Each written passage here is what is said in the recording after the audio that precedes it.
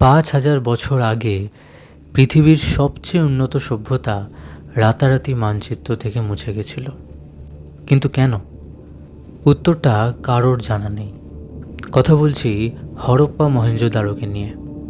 এই দুটো শহরে একসময় বাস করত ৫০,০০০-এরও বেশি মানুষ।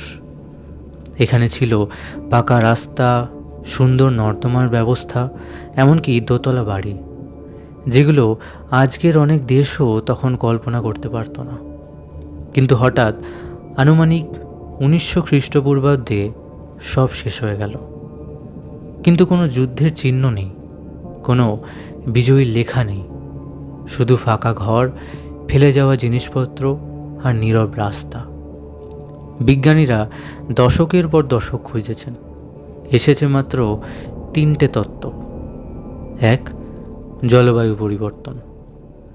সরস্বতী নদী শুকিয়ে গেছিল, যার জন্য ফসল নষ্ট হয়েছিল, জল শেষ হয়ে গেছিল আর মানুষ পালিয়েছিল। ২. মহামারী। মহেঞ্জোদারোতে পাওয়া গেছে অসংখ্য কঙ্কাল, যার মধ্যে বেশিরভাগ কঙ্কালই রাস্তায় পড়েছিল। ৩. বন্যা ও ভূমিকম্প।